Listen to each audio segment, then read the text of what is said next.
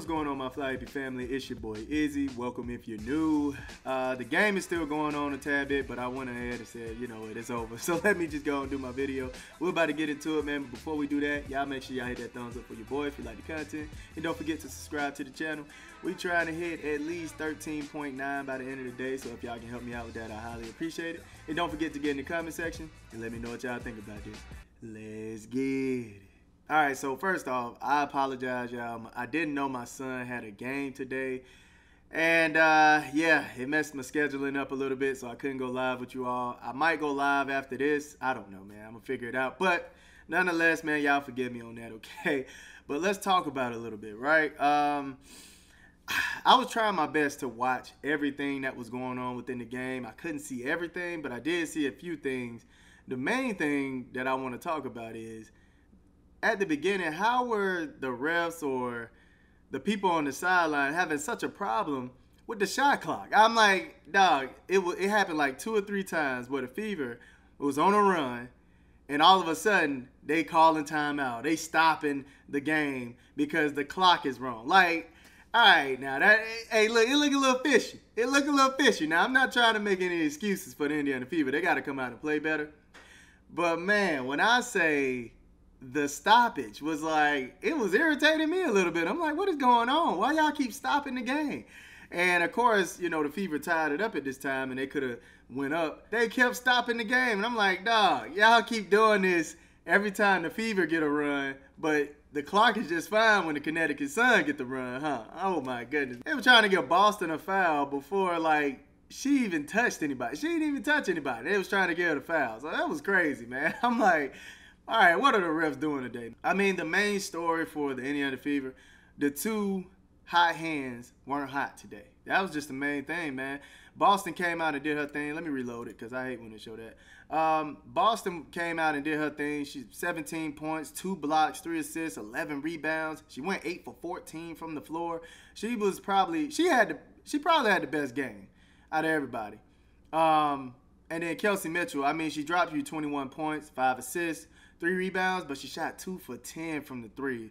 And, you know, I already knew once Caitlin Clark came out and started going for 2 for 13, I said, yeah, this is going to be a tough one. There's no way Indiana Fever is going to beat this team without these 2 shooting at a high clip, man. Shooting at when I say high clip, I mean a high percentage. They have to come out and perform the lights out.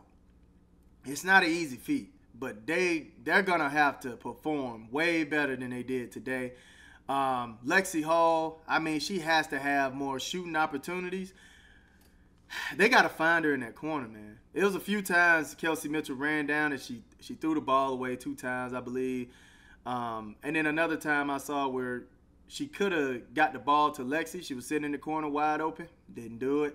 So they have to find Lexi. They have to get these players going earlier than what they are doing. The rotation didn't even look that bad. Now she did have a time where they put Katie Lou in, and I was like, I don't think Katie Lou is the perfect time for this. But as you can see, if you look at the minutes, Dantas got 24 minutes, and they cut down the minutes on Smith. They cut down the minutes on Smith. I don't know if Smith got hurt or anything. Y'all let me know in the comment section. But this is exactly what the Indiana Fever needed to do. Cut these minutes down, give it to Dantas, give it to Timmy. Yes, I like that. Yeah, the defense have to get a little bit better. You can't allow them to just get inside on you so much. They have to gel a lot better. Lexi was hustling out there. You know, even though she went 0 for 2 and 1 for 4, she was hustling. She got him the 6 rebounds. She was hustling for those rebounds. For those second chance points, they have to execute, though. What you got? 17 from Boston, 21 from Mitchell, and then 11 from Caitlin Clark. Caitlin Clark did a great job not turning the ball over today. But she has to bring the shooting. And that's what I was saying. Like, people were saying, oh, you have to be scoring a lot to be dominant. Just scoring is not just the main thing that makes you dominant. They need so much from Caitlin Clark that scoring is tough. It makes it tough. You know, if they need her to facilitate, get the offense going, and score, like that's a lot. That's a lot on a rookie, especially in the playoffs where you know the arch nemesis, Dejanay, is gonna bring her A game to the fullest. Now it was some slapping going on between the two. I guess Caitlyn got hit in the eye. She got a black eye from Dejanay from what I was hearing. And, you know, Caitlin Clark slapped the contacts out of her eyeball. So it was a little slappage going on. Dantas did her job out there as well. 4 for 7, 2 for 3 from the 3, 2 rebounds, 12 points. Can't ask for more from her. That's all it is. They shot 21% from the 3. That's not going to get it done at all. 40 from the field is okay. You can get away with it, but you at least want that to be at like 45, something up there in that range, close to that. Now let's talk about the Connecticut Sun. Now, the main thing I want to say about the Sun is a lot of people were laughing at me when I said Mabrey is going to become a star for this team. A lot of people laughed at me. She is the main reason they won this game. And I'm going to say, I'm going to put it out there like that. Yeah, she's the main reason they won this game. Every time the Sun started getting that stretch, it was because of Mabrey right here.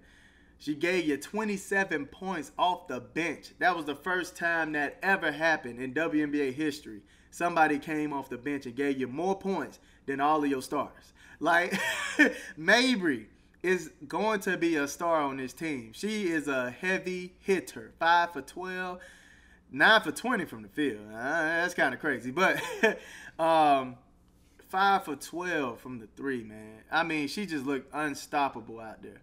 And this alone is a heavy gut punch to the Indiana Fever. I'm pretty sure they didn't expect Mabrey to come out and do this. But let's talk about Carrington a little bit. 14 points, 5 rebounds. She went 6 for 12 from the field, 1 for 1 from 3. She had a good game. Played good defense. They did a great job disturbing the Indiana Fever. It seemed like they were getting irritated turnovers, if you will. So definitely give them props on that. But that's what we know the Connecticut Sun for, is their defense. I wasn't necessarily scared of their offense until Mabrey. I'm not even going to lie. Mabrey is the reason I'm like, man, that offense might just be too much for the Indiana Fever. Alyssa Thomas, she started hitting from that mid-range. I thought they was going to try to figure something out for that sooner than they did, but they didn't. And allow her to get 12 points. She got the triple-double. Shout out to that. And also shout out to Burton, because Burton came in and she was making some clutch buckets for the Sun as well when in the stretch, when they needed it. You know what I'm saying? She went 3 for 4, 1 for 2 from the 3. She made some good buckets for them to start getting that lead back. DeWanna Bonner had a day. 7 for 11, 2 for 3 from 3, 6 for 6. She took care of the line, 6 rebounds, 5 assists, 2 blocks. So, you know, DeWanna Bonner had a great game.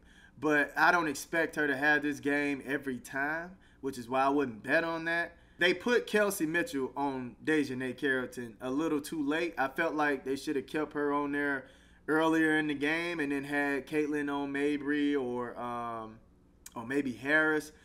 But yeah, they had Caitlyn on Dejanay on the times that I saw it. And I was like, man, y'all might want to put somebody else on her. You know, and I'm not taking a slight at Caitlin Clark's defensive skills. It's just that tension. You know what I'm saying? And we know how Caitlin Clark gets when she's frustrated. So, yeah. I mean, that's the main thing I was saying about that. But other than that, man, look, the Sun just came out and outplayed them, man. 49% from the field, 50 from the 3, 80 from the line. Usually when your percentages look like that, you're going to win the game. I mean, it's just that simple. They came and shot the lights out. They came and played their butts off. Now, I would not sleep on the Indiana Fever just because they had this type of game. The Indiana Fever can still come out and show out, right? Because the fact that they were not playing that well, but still had the game very close coming into the third quarter. Look, man, because if Mabrey not coming out here dropping these 27 like this, who knows what the game is looking like. To all my Indiana Fever fans and my big Caitlin Clark fans, no pressure, right? No pressure. No reason to hit the panic button. Indiana Fever can still come out and play their butts off. They still, like, the Fever have nothing to lose, right? But the Sun has everything to lose. So we'll see how the next game goes. If Caitlyn and Mitchell can come out and perform a lot better than they did, they'll have a bigger chance of winning the game. but they cannot come out and perform that way and expect to win. Y'all let me know what y'all think in the comment section. I love y'all. Y'all keep it smooth.